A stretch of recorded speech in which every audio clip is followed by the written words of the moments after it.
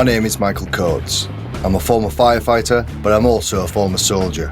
And it's the stories from the individuals within this military community that I'm desperate to document. In this episode, we change things up, and I speak with a former professional football player. We speak about life in North London, anxiety, dyslexia, and his love for the game. We also talk about his alcohol, cocaine, and gambling addictions.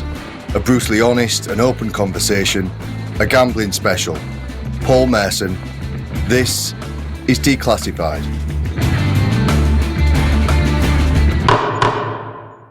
Paul, what was your first childhood memory? I would say one of them. I was brought up in a place called Holsden in northwest London.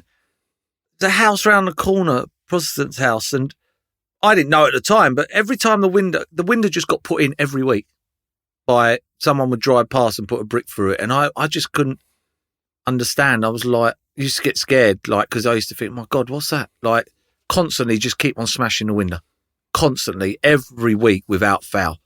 And I understand now, because as I've got older, I know the situation, like with obviously Celtic Rangers. But at the time I didn't. I thought, I hope that ain't going to be our house next week. And is that as you was a little one? Yeah, as a little kid, that was one of my first memories of living in Holsden, and obviously being able to play in the streets, play football, and then go to the park till just before it got dark. My kids can't do that. They can't do that. That's not allowed nowadays with what goes on in life now. But before, we were allowed to do that, and they were good. They were memories that, that for all what kids get now, they would never have that back. Yeah, those childhood memories, that freedom. Yeah, and they won't have that because of society. Was it just you, or did you have brothers and sisters? I got two younger brothers and a younger sister. But yeah, my cousins used to live across the road, so we always used to go down the park. Always, and play football, or on the street. Used to use a lamppost and one of something else to make a goal, or we use that as the cricket stumps in the summer.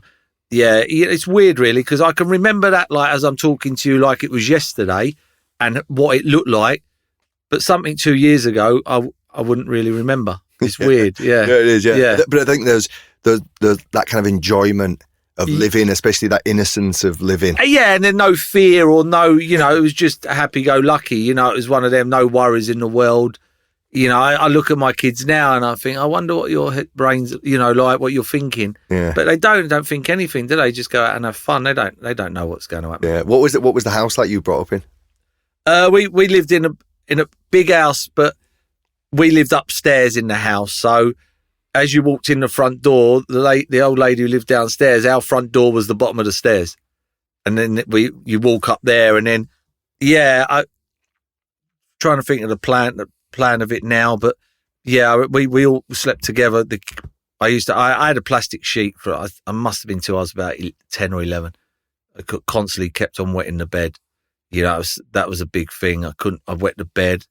I was dyslexic. I had a speech impediment when I was very young. People will probably say I still got one now. Dyslexic.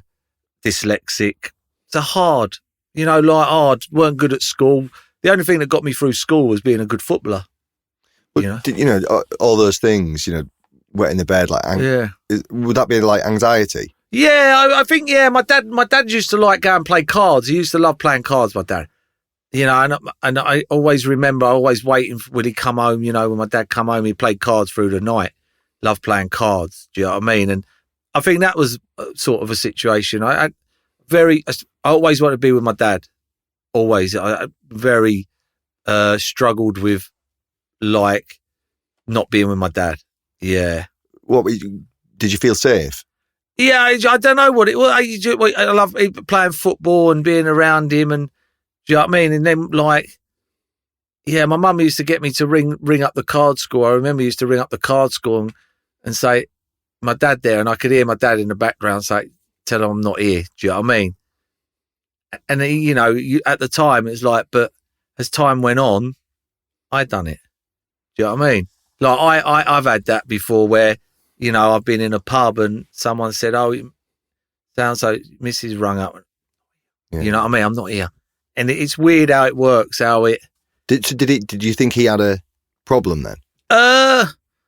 No, he loved playing cards. Was it more? Yeah. My dad liked playing cards. Yeah, my dad liked to bet. He did like a bet, but my dad just stopped. Like my dad, like now I have a 5 or a 10 and easy come, easy go. He used to hate it when I gambled. Hated it, with a like. Yeah, he was like, "What are you doing? What are you doing?" Why do you think at an early age then you would wet in the bed and feeling like anxious like that? You know what? I don't know. I mean, I nearly died when I was a kid. I don't know if that makes any sense. I was in hospital for a long time. My mum said like first 3 months or so of my life, like in hospital because something was wrong with me. I don't know. It's just very insecure kid. So insecure, like, I mean, when I got older, when I got to 14 years of age, I went out with a girl for a month and I didn't even kiss her. I was scared to like lean forward. And if she turned her head, the rejection, I just wouldn't be able to handle that. That was, my head would always doubt me. You're not good looking or, why would she want to kiss you? All them thoughts. Self-doubt. Yeah, all their self-negative, like all bad thoughts. I never had good thoughts in my head. Was your family supportive? Were they? Oh yeah, was it a positive environment? Oh yeah, my dad took me everywhere to play football. If it wasn't for my dad, I wouldn't have been a footballer. My mum would take me to speech therapy. Yeah, I mean, they took me everywhere to play football. Yeah, we got what, not every, of course, my dad was a coalman and my mum worked at Hoover and places like that and made stuff at home, in the days when like you'd work from home and make like whatever it was, ribbons or something like that to get paid. So it weren't, our treat on a Saturday was like hot dogs. Yeah. If my dad come home like from Cards or somewhere, he would like bring us like a quarter of sherbet with a licorice pipe. That was major treat. Yeah. Like major treat. So low income family growing up. But every like got what like, but it was loving. It was loving. Do you know what I mean? It was like, it was nice. As I said, it weren't one of them where you weren't with your mum and dad. Do you know what I mean? He was always with me. Even when we went to like the working man's club down the road called the Crown Hill, we all went. Do you know what I mean? It was a family. Like we all went and bingo was on, and I remember like tie a yellow ribbon around the old oak tree when the old band come on with their red silky shirts and black. I remember all that, and it was all happy stuff. And then there was a sweet shop at the top of the driveway called a lady called Ruby used to have. We would run up there and get our sweets. So it was like happy times. It weren't like, but I always wanted my dad there. Do you know what I mean? Yeah. Schooling then, what was that like? No, I wasn't. It was weird, really, because my boy was upset today because he doesn't like the school dinners and they force him to eat his dinners. And I had that at school. That was my first thought at school. It was like the teacher always forcing me to eat my dinner. I didn't like eating. I wasn't eating very much. Like even on Sundays, my mum would give me my Sunday dinner and would eat it on my lap because we didn't have a dining table. And if they went out the room, I'd throw it out the window. Make out I've eaten it. So today was a bit weird with my boy because that was like memory of like when I used to be like that. That fear of the dinner lady's going to be putting pressure on me to eat my dinner. And that's his little one. Yeah, he's 6. He is. Yeah. And so that was a bit of a thing. So I remember that when I was a kid. My auntie was a dinner lady as well, and I remember she'd always be shouting at the teacher, "Leave him alone." Yeah. But that's what in them days it was different. I think not like it is now. It was different. I mean, the teacher would like proper like make you. It was a bit like Matilda. I was just thinking Matilda. I was thinking the little back in the cake. Yeah, that was a bit like shouting your name. Yeah, not shouting my name. Everybody's doing their laces up. Yeah. Or they've gone. They're playing out in the playground. Yeah. And then academically, then no, terrible. Yeah, big regret of mine, if I'm being honest. Real regret. Didn't do anything at school. Is that because of application or was it just your? I just wanted to be a footballer. I wanted to be a footballer. Concentration levels weren't. Being dyslexic was hard. It was constantly so slow. My handwriting is mustard. Like people, if anybody sees my writing, they're like, "Oh my God, you've got the neatest writing I've seen." Oh, really? Yeah, because I have to concentrate when I write, so I can't rush because I can't spell.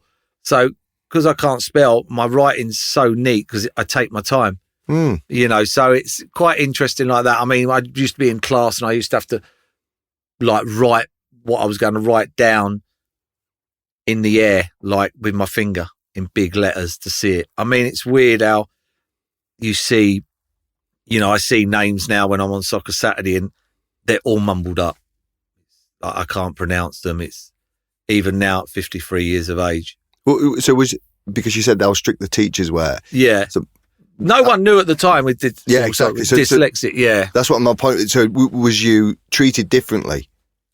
Or was you? I was sort of treated like, I'll just get on, you know. Yeah. Just get on with it. Do you know, they weren't like, there wasn't like, long as I didn't play up. You know, I turned up at school. Was you enthusiastic about it? No. No. I like maths, I like geography. You know, but I think maths was a thing where it come through where I'd be able to work a bet out a 10-team accumulator to the penny. You know what I mean? So my maths was quite good like that with that. And geography, I felt I was interested in geography, the capitals of the world and maps. So that rocked my boat. Do you get enthusiastic about things that you're interested in?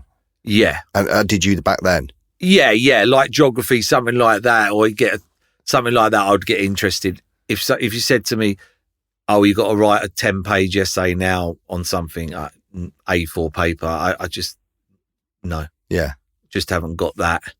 Just didn't have that. When did football come in? Oh, even from like early age. From my dad took me. I mean, there's a picture of me on the beach with a nappy on, kicking a ball too. Do you know what I mean? So it's always been football, and that's what it's always been. You know, I just loved playing football. I loved it. But and then that nearly stopped because I started getting palpitations, started getting anxiety attacks on the pitch. My nerves took over, and I'd have to come off the pitch. When did it get serious? 11, 12. The serious 11 or 12. Football never got serious. It weren't like now. Like Freddie now is like, he trains at like Chelsea, Fulham, Arsenal. He's 6, and it's like really, 6 years old. Yeah, and it's like the training's good. It's like bang, bang, bang. Like then with me, it wasn't like that. You know, it was like just go up the park, play football. You might play for a Sunday team. You know, now it's different. It is much different. But when I got to 11. The old like the anxiety attacks kept on hitting me then. And then I'd have to come off the pitch. I couldn't breathe. I literally... Age 11, 12? 11, I couldn't breathe. I had palpitations and I was like, I couldn't catch my breath. But were you good? I was good, yeah. I was a good player. Oh, yeah, I was good. Was you the best on the pitch? Yeah, I was one of them. I was one of them, yeah. So was it self-induced pressure? Not really, because it was you know, it was no one made you go out and play like you got to do this or that. It was not someone I'm talking about. Was it internal? Was the pressure internal to make you have a panic attack? You know, I don't know. I don't know. Because you worry a lot. Yeah, I worry a lot. It might be because I worried a lot, you know, and I wanted to win but I never really, you know, I never really looked at it. I just thought, I'm just nervous kid. Because I never ever thought I was, you know, I was one of the best players, but I never ever thought that. Yeah, I never ever thought. I never ever thought, oh, I'm the best player. I'm going to go out and you know, I'd always doubt myself. But that was not good. I mean, I remember going to the doctors with my mum, and the doctor said, stop playing football. Just literally like that. Stop playing football then. And it was only over time that I learned that it's not going to hurt me. Do you know what I mean? It was like, just calm your breathing down.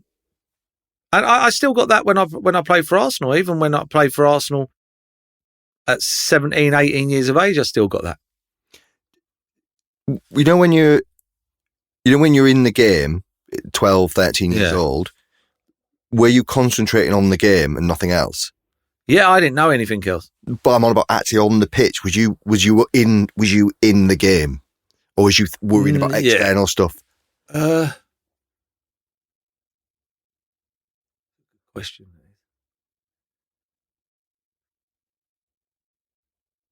I don't know when I've ever been in the moment. Mm. Do you know what I mean? I mean, I don't know if you see the documentary in the other week, but I just found at the start of the documentary when I watched it, and we've just won the league at Anfield, and I'm like spaced, like I'm not even there. Like that scared me. That scared me. It was like my eyes, like everybody's having fun, and I'm not there. You know, I'm thinking I'm more worried about what's next. It's never been in the moment. And that might be the case. That might be the case. But at 12, 13, I wasn't the brightest kid in the world. You know, I wasn't. And so feelings wise, I didn't even know what a feeling was. Mm. Do you know what I mean? It's only when I went into a treatment centre and someone gave me a piece of paper with about 60 pictures with feelings on, I didn't even know what they were. Do you know what I mean? Would you be, as a young, and I'm not going to dwell on being, but think about teenage life before we get to the kind of signing, Yeah.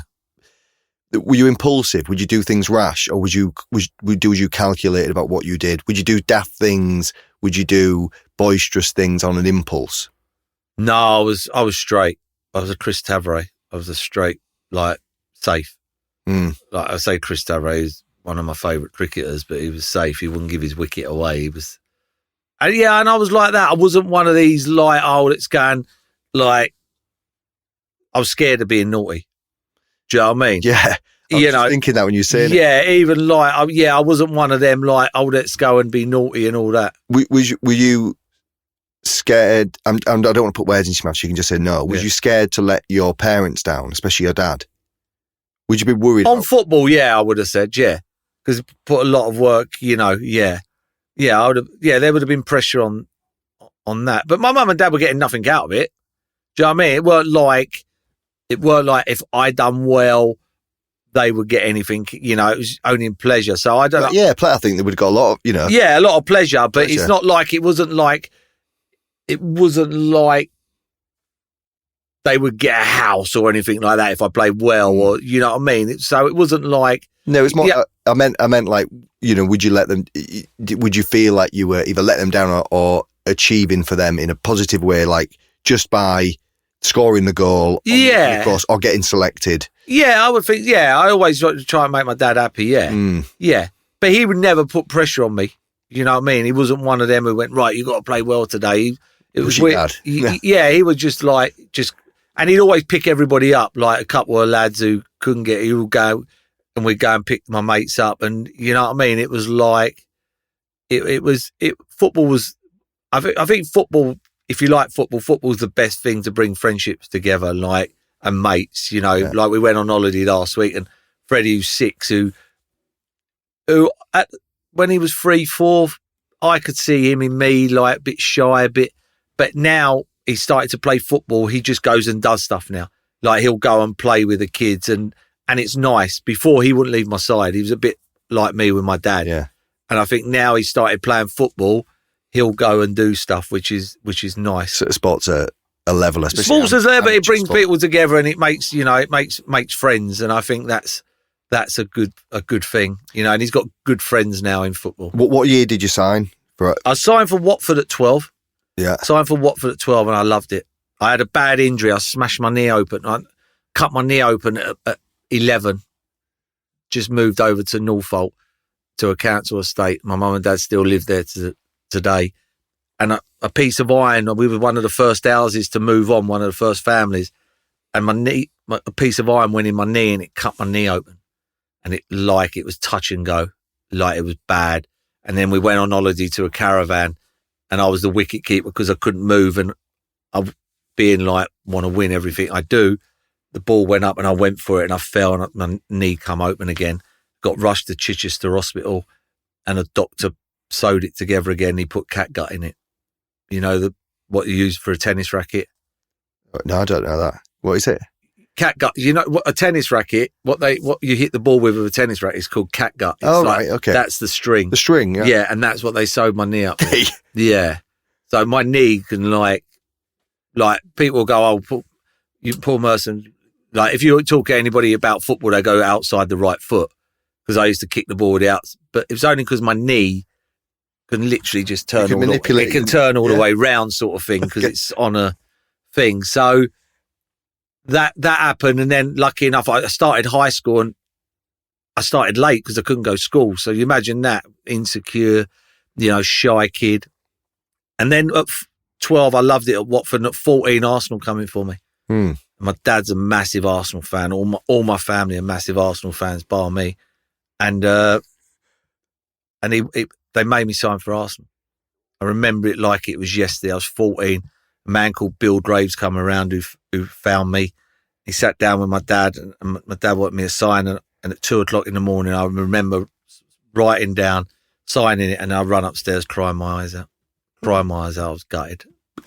Because you were leaving Watford? Yeah. I thought I had a chance at Watford. I thought there's no way I can play for Arsenal. Insecure. Oh, really? 100%. That was my fear. I was scared. Because you think that, Arsenal, perfect. But actually to achieve football, sometimes it's... Yeah, I just thought Watford, I was comfortable. I don't like change. I go on the same holiday every year. I'm like, my wife goes mad. Oh, well, why don't we go somewhere else? But I don't like, and that was the thing. Watford was nice. It was comfortable. And I thought I had a chance. And then to go to Arsenal, new surroundings, different players, start all over again, a bit like going to a new school. And lucky enough that looking back now, it was the best thing I ever done. Best thing. But at the time, I didn't want to do that. Did you settle in? Hard. It was hard. I didn't play at the start. Like, the players were better than me. And that's weird because I was the only one who went on and made it. But yeah, and then at 16, they give me a YTS. They didn't even give me an apprenticeship. Like, I was very small and skinny. They called me and they said, we're going to give you a 1-year youth training scheme. If you don't get any bigger in the next year, you ain't making it.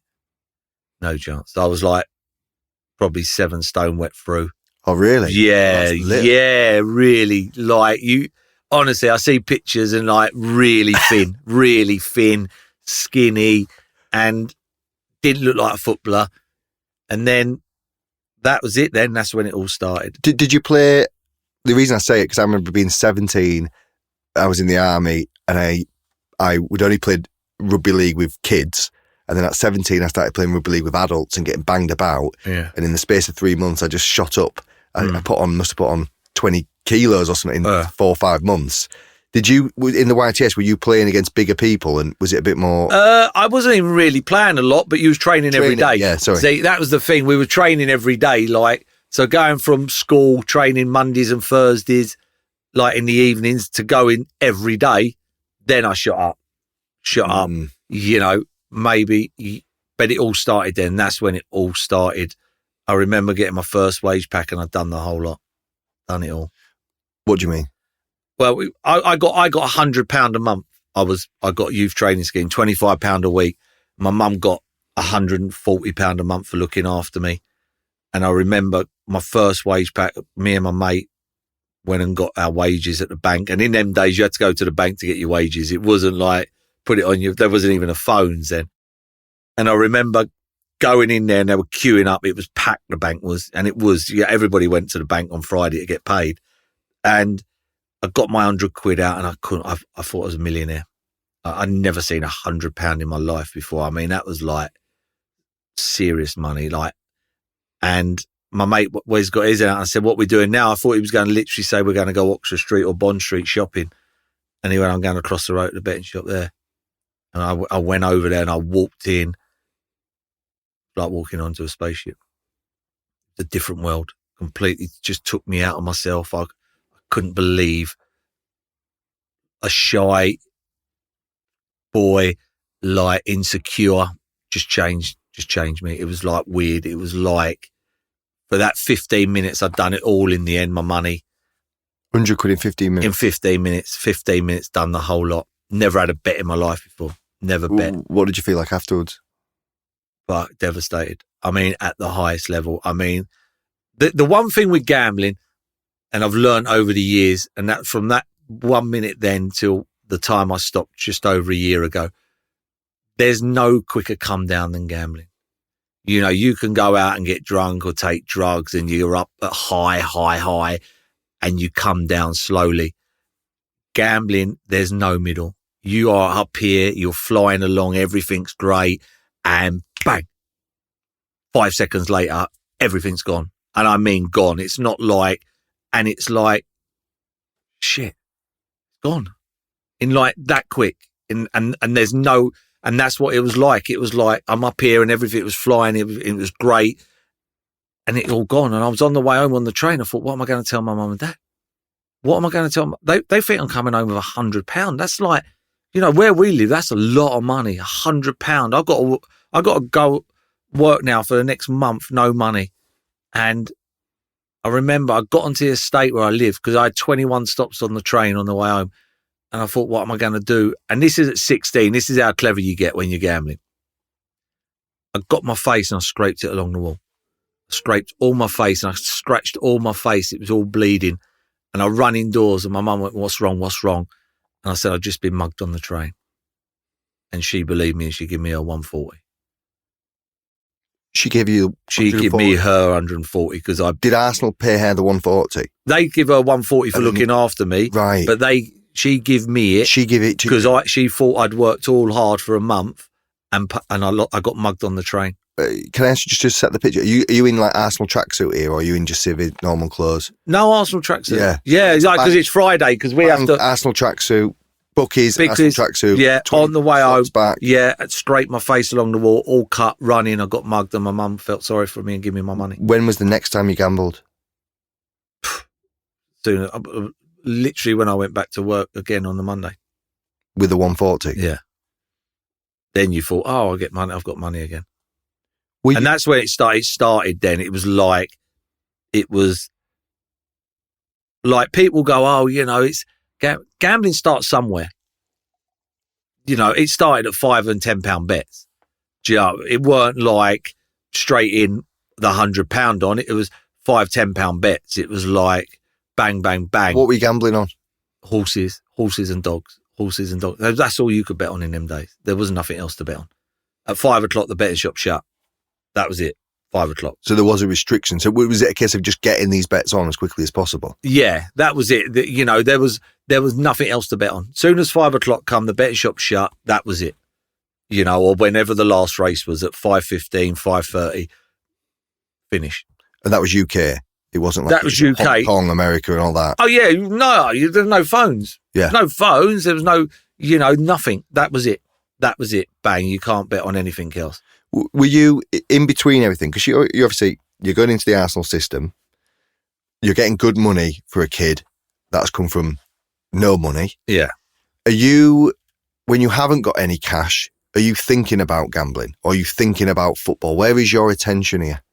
No, at that time, it was starting to take over. Like, concentration levels go out the window.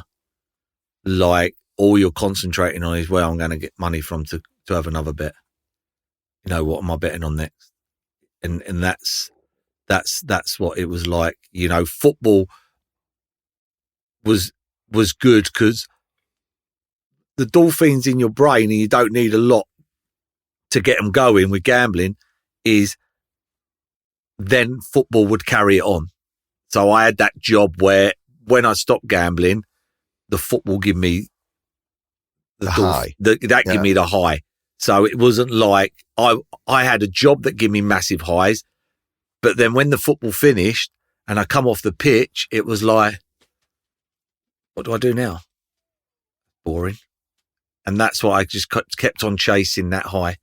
I constantly kept on chasing that football high. And the more I got that high, the bigger the crowds, the bigger the games, the bigger the thing, become the bigger the bets, the bigger the case, the bigger the chance. I'm not going to dwell on cash. When did you start making kind of, I don't know what the right word is, in significant amount of money compared to what your parents would have earned on the same age? When was you? I'm quite slowly. I'd say that. I mean, in 89, I started off £100 a month, and then I went on to £125 a week, which is a big jump. And then I went to £300 a week. So when I won the league in 1989, which was a big thing to win the league, at Arsenal, I was on £300 a week, and I was on £525 for playing and winning on top. So the incentive was to be in the team and win the game. So then it all started like that. So which I personally think should be happening now in a way. I think players should be getting, if you want to give a player £100,000 a week, which is not a problem, you should have £33,000 a week, £33,000 if you play Saturday, and £33,000 if you win the game. There's your £100,000. That keeps you hungry. So you was incentivised to train hard to make the team. To make the team and to win. Yeah. I was getting nearly double more money for winning a game and playing in it than what my wages were. You said about 5 minutes ago, you said you want to win everything. Yeah. Were you incentivised through winning to make the team better, or was you incentivised to get the cash? No, to win. I love winning. But that was the buzz. That's a big buzz. There's no buzz in the world, and that's what I've chased for the last 36 years. There's no buzz in the world for a footballer to score a goal. And I've tried everything. Because it's instant, isn't it? Yeah, and it's the noise, it's the crowd, it's the faces, people, 20, 30,000 people singing your name. It's like, it's unexplainable. But when you come off, there's people that come off and they go home and they get on with their life. And then there's people like me who want that all the time. And that's why I gambled. So everything I ever gambled, I gambled everything. Every single penny I ever had. And I mean that to the state of 2 years later, we won the league. What year is that? 91. 91. And I just bought a house in Wheat Hampstead, a 4-bedroom house, brand new. We just won the league. So we won it 2 out of the last 3 years. I'm playing for England.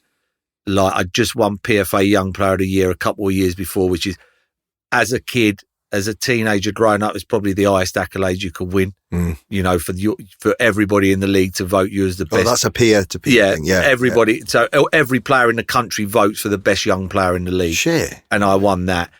And I'm sitting at home with no carpet. Just what's the name floors, brick floors, like that grey stuff, like, concrete floor. Yeah, concrete floor. Yeah. And people go, "Oh, you're greedy, you gambled for greed." It's not, because I wasn't gambling to win silk carpet. Gambling. Well, you had the cash anyway. Yeah, I had it. And I chose to gamble.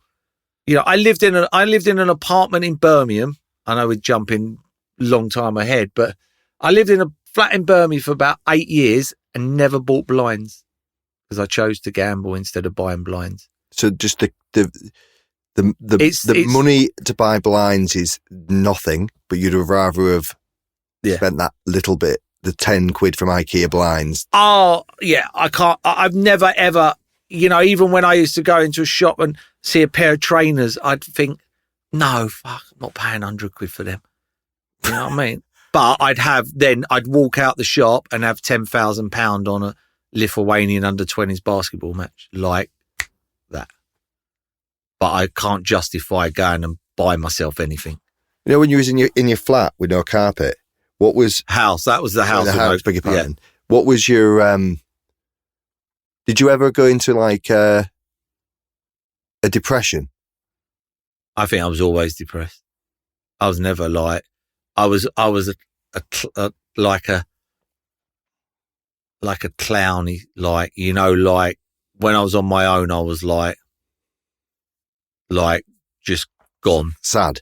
Yeah. And when I was around people, I'd be like the laugh and joke at a party. Do you like to please other people? Yeah, always.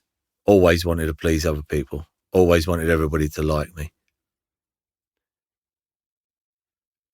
Because it's strange, isn't it? Because the gambling can remove that. We're not there yet, I suppose, but just the gambling. Yeah. That's selfish gambling. Oh, as time goes on, and gambling gets hold of you, like it did, like as time went on, because then I start losing more than I can afford to lose. Okay. At the start, when we're talking about now, I'm losing what I've got. So, but as time goes on, it's the most you don't care about anyone. And I don't mean, and I'm not that, but that's sad when I say that, because that's a million miles from me.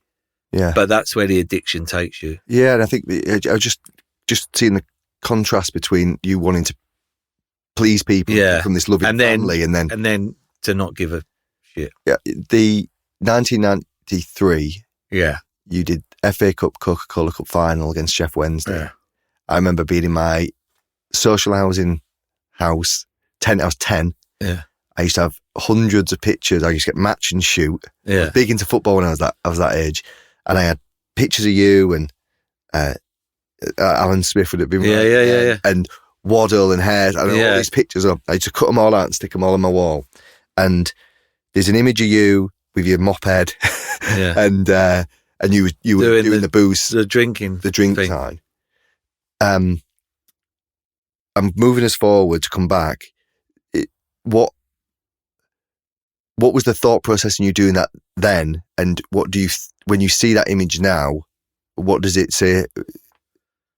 That's where I was. I loved it. I loved it at the time. The ego.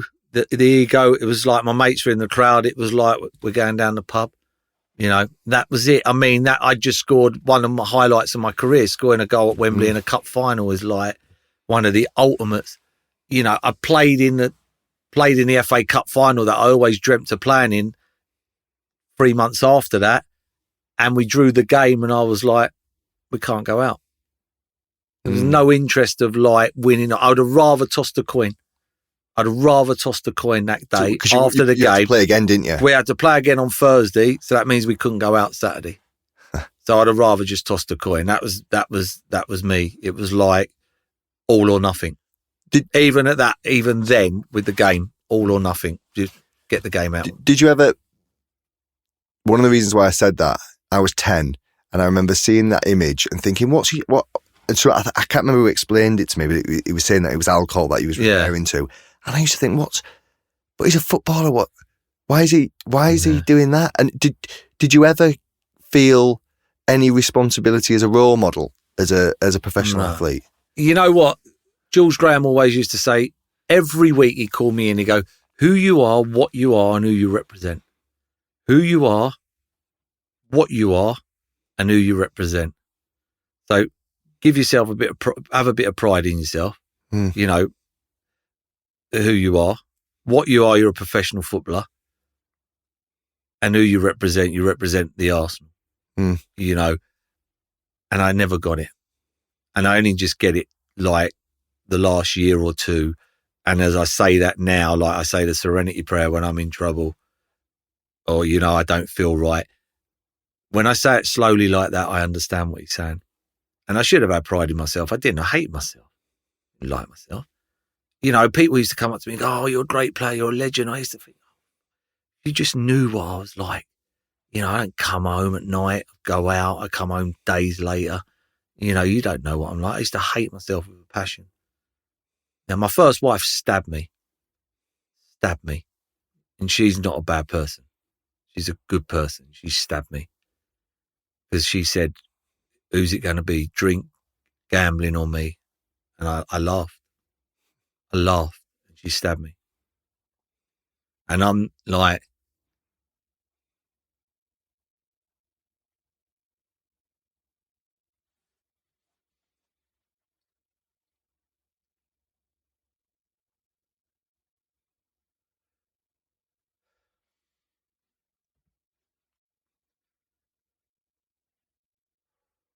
that's what addiction does. Horrible.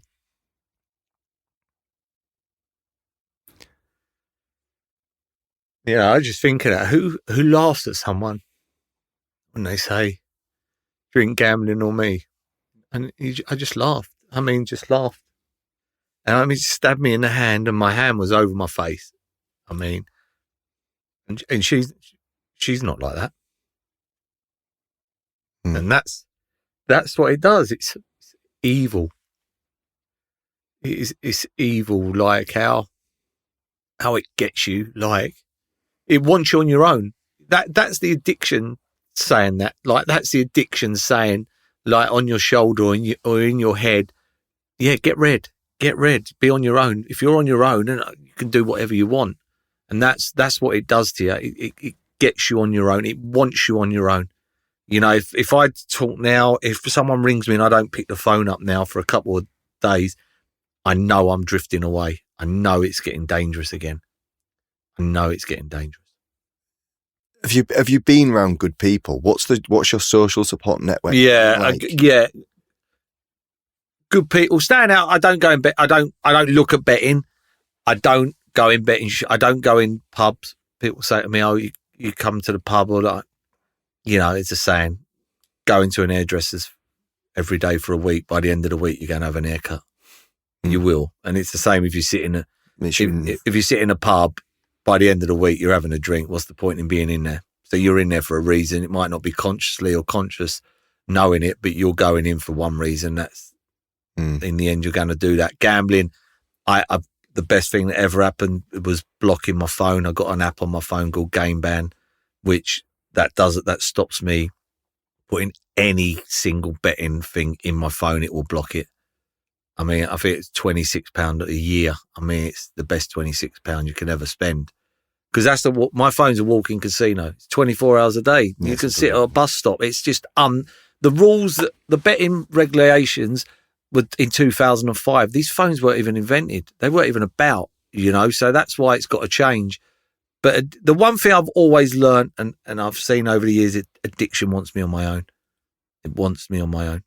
So when you was around George Graham, when you was around George Graham, was he a mentor? Did you look up to him? Petrified of him. Yeah. Oh, well, everybody was. I'm not exaggerating. He was hard.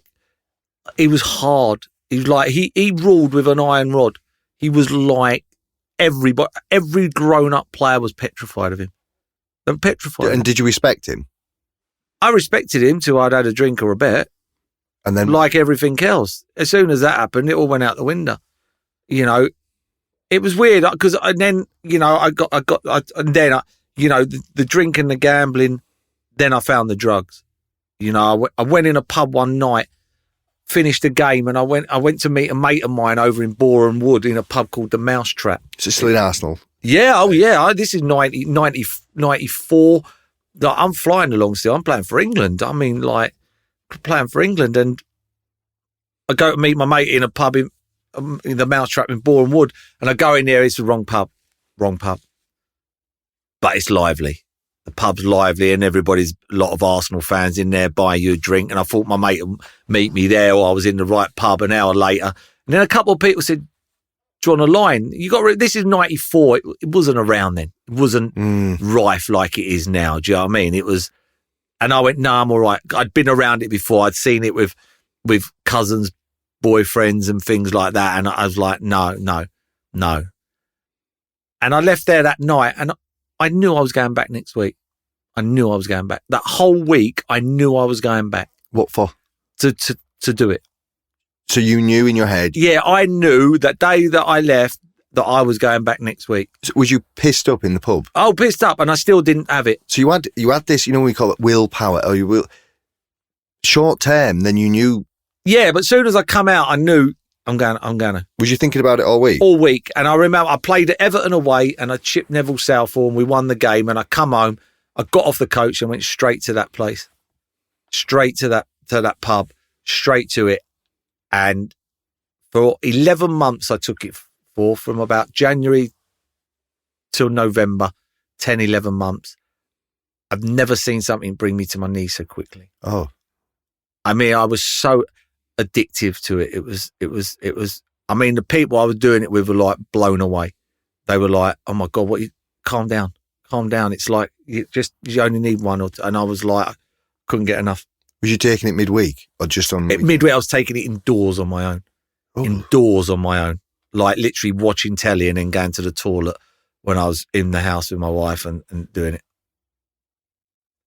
I was buying like grams of it. Like I was going on a Saturday, I'd go to a nightclub called Middlesex and Hearts over in Stanmore Way, and I'd turn up there with flip-flops on and a pair of shorts, and I'm playing for England, like playing for Arsenal, which was one of the biggest clubs in England without a doubt. And I'm walking round the bar, like someone's let me in, like the bouncer let me in, and I'd be walking round. In them days, people used to dance. I don't know if they do now, but dancing. And I'd be going up to people and I'd be going, you got any gear? And they'd be looking at me like, I go, is he for sure? I mean, you were one of the most famous footballers in the country. Yeah. And I'm going round and there's no phones. No one's got a phone. No one can say anything. No one can film it. And then I get some stuff and I drive straight home again. And I sit indoors and I pull the curtains and it was like... Oh, you would just go... Oh, yeah, just go and get it and then back home. Yeah. I didn't go drinking for the night? No, I go home and like have drink indoors. Is that pathetic? Is that the addiction still? Is that the addiction wants me on my own? Don't want me around people. If I'm around people are going to go, wait there, Paul, you shouldn't be doing that. You've got the best job in the world. You shouldn't be doing that. But the addiction wants you on your own. It wants you going home. It doesn't want you out. You know, it doesn't want you around good people. So as we're speaking, so there's 3 addictions now you're dealing with. Alcohol, gambling and cocaine. Yeah. And this is a spiral because you feel bad from, let's say, the gambling. Yeah, the more I gamble, the more I lose, the more I drink. But the more I want to drink, to stay drinking longer, I take the cocaine. Right. Do you know what I mean? I would, when I went to the nightclub, I'd get the stuff, but before that, I'd be out all night. Literally all night. I mean, then I've got the postman in my pocket as well. Got the postman to say, don't deliver any statements to my house. I've just bought my wife a present. I don't want to see the statement. So I'd have the postman would meet me at the bottom of the road with a lorry load. Sorry, I'd never get any statements put through. Like bank statements? Or credit cards. I'd have had credit cards and just cane them. So now it's just constant now. It's like, it's just the spiral. The more I gamble, the more I lose, the more I drink to get me out of the way I feel. And the more then I take the drugs. Did you care? I'm paranoia at the highest level. Not really. I don't know. You know, you've got a great job. You're getting paid. So the money's always coming in. You've got like a 4-year contract. So it's not like you're sitting there thinking, oh my God, it's going to dry up tomorrow. Do you know what I mean? And that's where sometimes you're fortunate. But the paranoia, like I used to live behind gates. There was 2 houses and I'd drive home sometimes and someone would be parked on the road outside on the main road. And I'd literally pull up and I'd get my dad to go down just to see what they wanted. Like, I'd be that paranoid. It used to take me 10 minutes. Like, I live 10 minutes from the training ground. I live the nearest to the training ground out of everyone. It used to take me an hour to get to work. If a car was behind me for more than 10 seconds, I'd pull over. I thought they were going to kill me. Someone was going to kill me. So irrational paranoia? Yeah, at the highest, yeah. Like proper, like paranoia at the highest level. Not paranoia. Paparazzi's going to get me. No. Like someone's like, someone's going to kill me. Like for no reason. No one was after me. It weren't like, you know, I wasn't in debt or anything at the time. It wasn't like I'd got money off loan sharks. It was like the cocaine had done that to my head. Just you were falling into poor mental health. Yeah, poor mental health, complete paranoia. I'd drive to work and think like I just want to pull over in front of a lorry. I just want to pull the car into a lorry and let the lorry hit me head on. That thought would go through my head every day. So 1995, 94, yeah. That year in 94, constantly. You were suicidal? Oh, constantly. At the highest, like constantly wanting to always. The only thing, felt like something on me that would say, what about the driver? That was the only thing. What about the driver? That was it. Honestly, it was the only thing that ever come into my head was, how would the driver feel? I've got all this, right? I'm playing for the biggest club in the world, or the biggest club in England, or one of the biggest clubs. Successful at the time, playing for England. Everything's great. I earn good money, and I want to kill myself. How do I go to the club in 1994, 94, when mental health, like people didn't talk, like how fortunate we are today? I get locked away. They put me in they section me. That's what's going through my head. I'm thinking, how can I feel like this when I have the best job in the world? I earn great money. I play for England. You got all the accolades, and you're doing and thinking the way you think. How can I go and tell someone that? How are they going to understand how my head is? My head's telling me that they'll just lock me away. They'll just say, you got to go. There's something wrong with you. You're not right in the head. And was the fear of being locked away, or was the fear losing everything? I would say both. Both. I'm not a closed space person. Claustrophobic. No. I mean, the biggest thing, I think, in the end, like a lot of the times when I stopped drinking and gambling and things like that, my fear of prison, like I'm petrified of prison. Like from a young age, even if I watch programs, I like, whoa, do you know what I mean? I can't.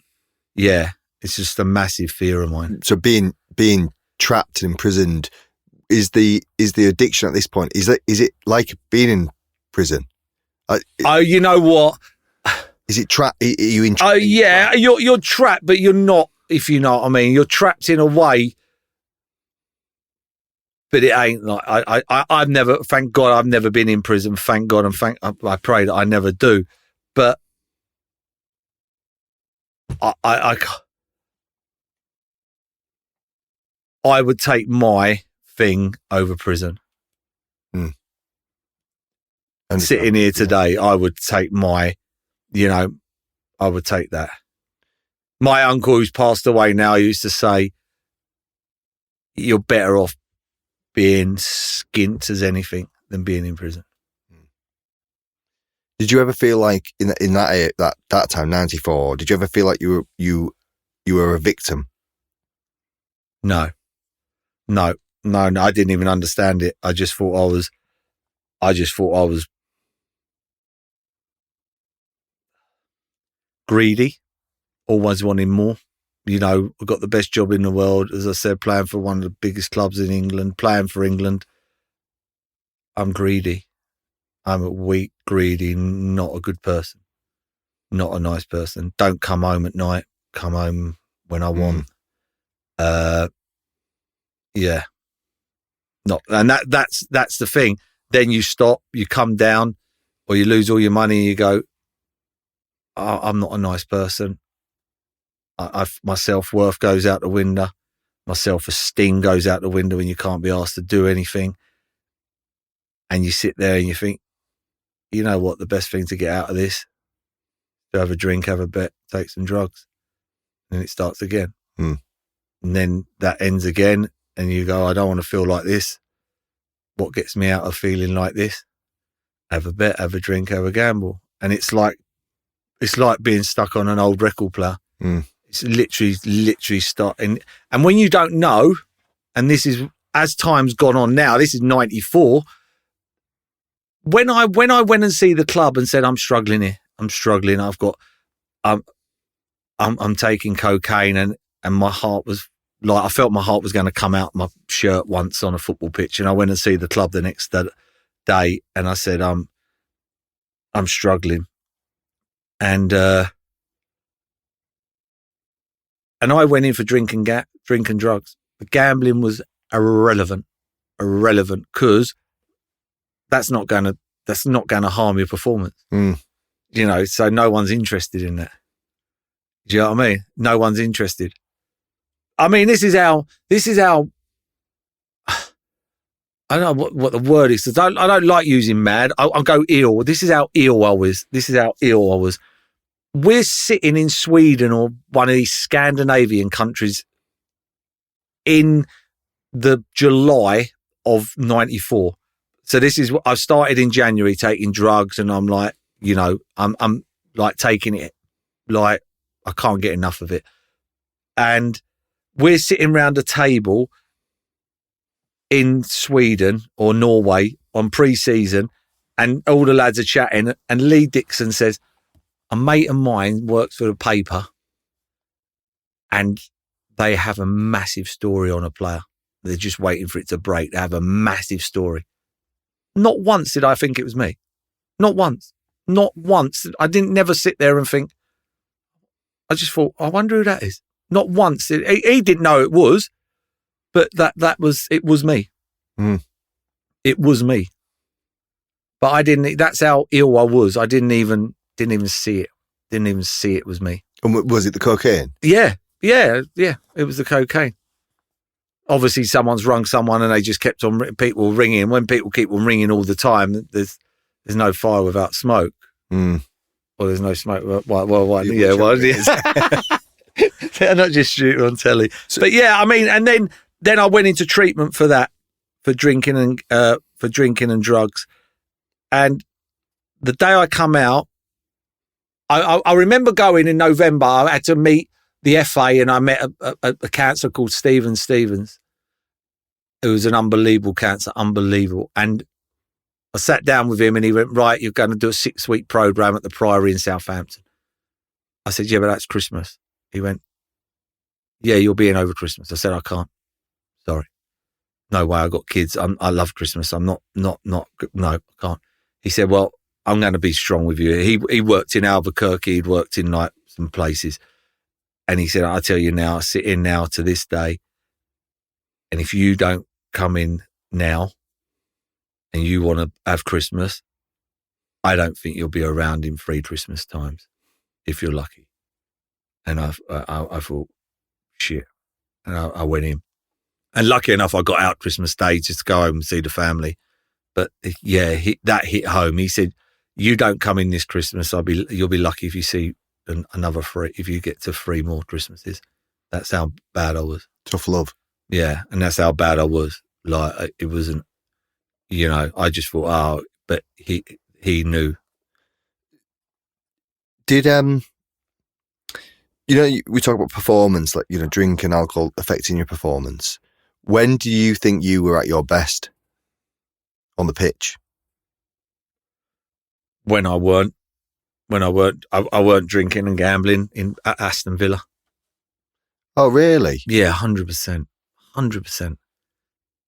That's where you were. Yeah, that was the best football I ever played. Did you enjoy it the most then? Yeah. I mean, yeah. And Portsmouth, I love Portsmouth. I love the year I had at Portsmouth because it was the moment. Like when I got promoted, I can remember it like it was yesterday. I lived it. I was in the moment. But Aston Villa, I wasn't drinking. I wasn't gambling. That was the best football. Oh, you weren't gambling up? No, Aston Villa, I didn't gamble. I didn't gamble. Why was that, mate? I don't know. I stopped. I don't know. I just went through a phase. Was I happy? I liked my football. I'd been divorced. Gambling wasn't as bad. I was gambling, but I was earning big money. Mm. I was earning massive money. I was earning more money than you could gamble at the time. Mm. So it was never a problem. Do you know what I mean? At Arsenal, I wasn't on great money, so you was losing everything.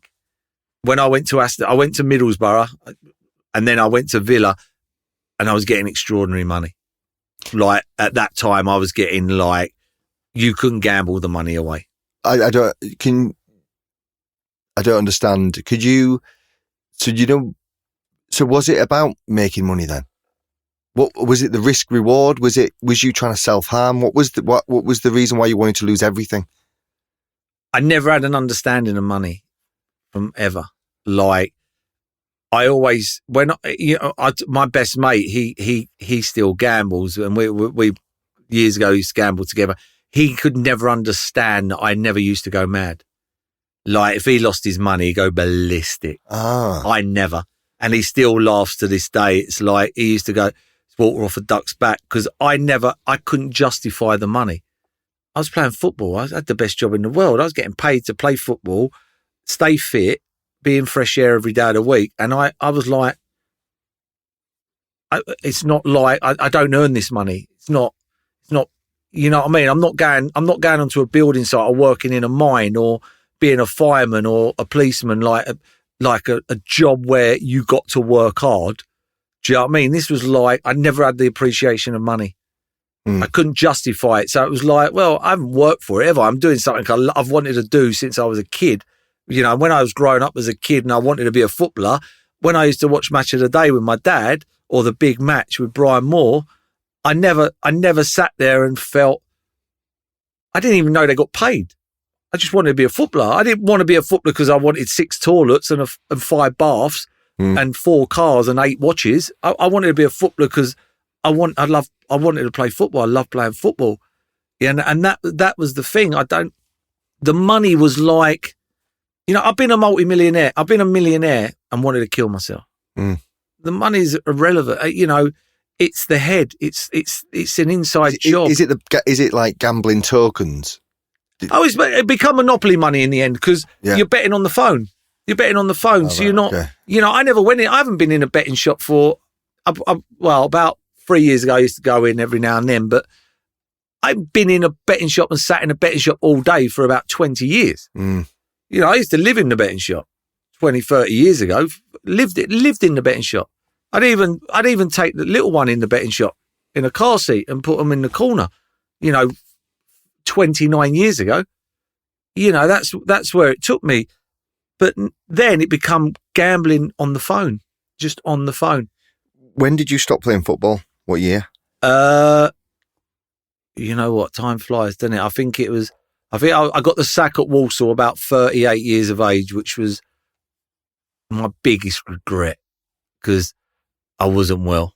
I was drinking and gambling like a maniac at the time. I was on my own. And I always wanted to be a football manager. Always wanted. Oh, was you managing? Yeah, managing Walsall. Or was you just managing or playing manager? I was player manager and I stopped playing. I concentrated on, but that was because of gambling and drinking. I become lazy. And I should have played. Still one of our better players, if I'm being honest. I'm not big-headed. And I just couldn't be asked. You know, it started to drain me down then. You know, because now I'm not earning the money. Now I'm not earning the money to feed the addiction. Now I've got to lend money. Like I've got to use my brain and how am I going to get money? I'll lend money off him and then when I get that and then I'll pay him and I'll lend it off him and I'll pay him and then I went into an IVA, involuntary agreement, because the one thing with me, and I think everybody would agree, you know, who knows me, I pay back. Do you know what I mean? I've lost lots of money and I've had credit with people and I pay back. I'm not one of these who go, nah, I'm not paying. So you've not lost friends because of... No, I always pay back. Always pay back. And I went into IVA because I couldn't afford to pay it at once and I paid like even credit cards and things like that when I could have easily just gone, no, that's it. I'm going belly up. And I wouldn't do that. I refused to do it. And I went into that and paid everybody back.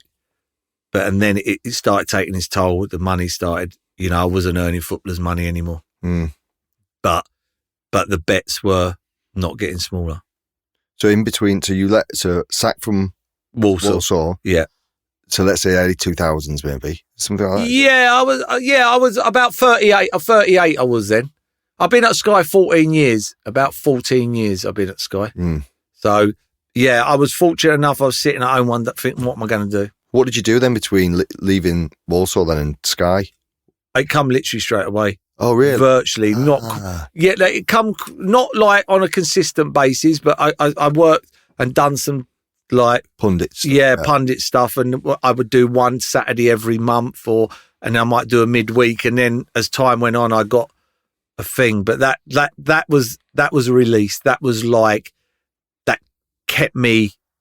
You know, like I was very fortunate. I know I was lucky because when you finish playing football and, you know, and I just lost my job at Walsall, it's like going to Sky and working at Sky I was still involved. Do you know what I mean? I was with the lads. You ask any player, when they retire, it's not the training Monday to Friday or the game, because you only retire because you can't play anymore. If you're any good, it's very rare you retire at the top. It's not like boxing where you've won every fight and you go, you know what, I'm going to retire.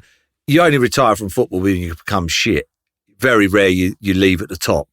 And that was the situation. It was like I used to miss the 15 minutes in the dressing room at the start and at the end of training when the lads would laugh and joke, you take the mickey out of each other.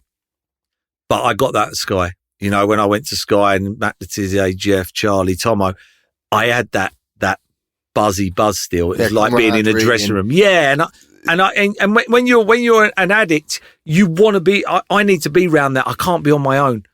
But and then the show would finish. I'd go home, and for the rest of the week, my life would be a wreck. It'd be a wreck till Saturday, and then I'd literally look forward to Saturday. I'd wait for Saturday to come, but in between that, I'd be drinking and gambling like a maniac. Was that the only way of making income? Sky. Yeah. That was it. I was finished. I'd lost everything. I'd lost my pension. I'd lost everything. Oh, really? Oh, I got offered my pension in one hit at 35, which I find now. I look back now. I know people are going to go, "Oh, you're 30," but when they offered me it, honestly, I would have bought them a holiday. You imagine offering an addict like a lot of cash, 750 grand. Oh shit! Do you know what I mean? Like. And I would have kissed their feet. Of course I would. I was an addict. I was full blown. Like, imagine getting that out the blue. Like one day just sitting there and someone rings you and goes, "Oh, you're due your pension, Paul. You can take it all in one hit if you want." What time? You know what I mean? I look back now, angry. In a way, I don't like being angry, but I look at it and I think they knew what I was. Everybody knew. Everybody knows. If you say Paul Merson, the footballer, Sky pundit, oh yeah, he has problems, or he had problems. Yeah, then I don't mind. That's the way it is. The problem that hurts me more than anything with that is someone made money out of giving me my money. So by giving me that early, I'd have had to have paid a surrender thing for it, and that was where I just find it a bit. But someone's preyed on a vulnerability. Yeah, that's the way I look at it. You know, it's like, why would you even give Paul? Well, I think that's because, Paul, as well, you said earlier on that the thing was evil, the addiction was evil. Bear with me on this one. Yeah. But you're not. Yeah. And you won't know this, right? So my mate Danny's one of my best mates, lives in Widnes, and he got you to come to a lads kind of rugby league do. Oh, right, yeah. To speak. Yeah. He said you were great and very, and then he got you a year later to go to a fundraiser at Widnes. And it was his mum had got cancer and survived, and it was for Macmillan. And you went up and you met them all, and then you donated half your fee back to the charity. Oh, I was on the phone with him the other day, and he said that. Because I was thinking, when I read the book and the documentary, I was thinking that, does he think he's evil? And does he think he's bad? And do I think he's bad? And you just said then, other people think of you. But I don't think that, I'm not sure if that's the case, because I've never thought about you in that way. And hearing today and hearing, actually, you want good things for people and you don't like injustice in people. And actually, a lot of it is you not taking, up until this point, is not taking control of your situation, which is what I want to get to a bit more of the documentary now, because I think this is when you, and we met today, you know my brother a little bit. Yeah, too much. But you, the documentary, is that when you started taking some control of the situation? Yeah. 100%. Since I've done the program and wrote the book, it's an eye opener. I don't hate myself. I don't hate myself. I know I'm ill. I know I was an ill person, and that's why I've tried to get the message across to people. Because you do, you think, of course, you think you're a bad person. You keep on losing all the money. I mean, the last lockdown, you know, we saved up, and I have to save. You know, I don't get I'm very fortunate. I have a good job at Sky. I have a great job. I don't get football wages. When I was, so I have to save up. I have to save. I've got kids, and I saved hard. We saved hard to get a deposit for a house, and I lost it all in lockdown, and I mean a lot of money. And I hated myself with a passion. I was every week because I never told my wife at the time for the first week, and every time I looked at the kids, I thought I hate myself. I let you down. I hate myself, and I honestly, it was blowing my head. Like my head was blowing up through it, and I told my wife, and I hated myself with a passion. Today, I don't hate myself with a passion. It was something that would have happened if I didn't. Whenever it was going to be, if I didn't know what I was going to be, I just thought I was a bad person. I know now I'm an ill person. I know I have an illness. I know my brain searching for morphines. It's searching for that high of where I was as a footballer, and I keep on wanting that high. And I understand that now, and I don't hate myself. But I do things like this podcast, and I wrote the book, and I've done the documentary for people to understand that them people who are going through this, they're not bad people. They are ill. They are ill, and they need to get help. They're not bad people who are trying to become good people. That's what I used to think. I used to think I'm a bad person, but if I keep on doing good things, I'll become a good person. But that's not the case. I'm not a bad person. I'm an ill person. The good things, you've always done the good things. Yeah. This illness, and as a society, we demonize addiction, but we also laugh at it, and a lot of the time we can't understand it. What part of, I don't know about recovery, because I think, is that a long going process, but what part of understanding is you being honest with yourself? Yeah, I very much so. I think you got to be honest with yourself. I mean, I think my main thing is living in the day. I try to live in the day every day. I try to just live in the moment, not worry about yesterday's gone. It's gone. Whatever happens, gone. And tomorrow, I don't know what's going to happen. But my life has always been the other way around. I always worry about what I did yesterday. Always thinking about what I did yesterday, and I'd piss on today. It just go by. It just and that's the 89, the picture when we win the league. No moment there for me. No moment. My only moment's like, we ain't going to run out of drink, are we, on the way home? Do you know what I mean? And it's like, recovery is every day. My biggest people I respect more than anybody in the world are addicts who are recovering, who get up in the morning and get through the day, whatever addiction they have, and they don't do it. And that's my biggest. I admire them people more than anything, because I know how hard it is. I know on a daily basis, and I don't mean on a daily basis where every day, but there's days when it's hard, and I mean hard. And the sad thing is, where it takes you, and there's still a part of you who will go back there again. Is life easier when you're gambling or when you're not gambling? It's 100 times better when I'm not. 100 times. Oh yeah, 100 times. My life's, it's great. The odd thing is trying to get them like moments where it hasn't got to be gambling. Like it was 24/7. You imagine that high of scoring a goal, what I talked about earlier, for the last 36 years, maybe with a year here or a year there or 2 years here, it's always been buzzing my head. Always. And even if it's like I've lost everything, there's still that buzz of my head spinning round of, right, where do I get my next dollar from? Where do I get my next bet? Who can I borrow money off? How much would it cost to pay them back if I lent that much money off that loan shark? And if I paid that, what? And so now just being able to sit there with a clear head is I know this might sound it's hard because I've never had it. I said to my wife the other day, my life's been like a roller coaster. It's either been up here high in the sky or as low as you can get. And I've strived for 36 years to I call it just be normal. I don't know what normal is, but just to be normal where I haven't got that. And the other week I was sitting indoors and I was sitting on the sofa. My wife's very aware of my changes now.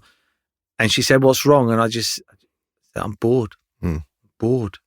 She said, "What do you mean?" I said, "I don't know. What is it? It's every day, isn't it? It's just get up in the morning, get the kids ready, take them to school, get them home, take them here, take them there, go to bed, get up in the morning." And she said, "Is it better than when like you was down here though, when you'd lost everything and you wanted to kill yourself?" And I said, "Oh, it's 100 times better than that." People thinking at them. What gives you joy? That's what I'm searching for, man. They're the things I'm searching for at the moment, like watching my boy play football, being with the baby, being with my little girl, football on a Sunday, football, taking my boy to watch him play football. They are. That's being with my wife and trying to show her love where I don't know what love is, if I'm being, I find it hard. You know what I mean? Like, I see people and they're holding hands walking along and I'm like, fuck it, what's the hell that about? Do you know what I mean? I've never been able to do that. And that's what I strive for. Paul, thank you so much, mate, and we'll leave it there. No worries, thank you.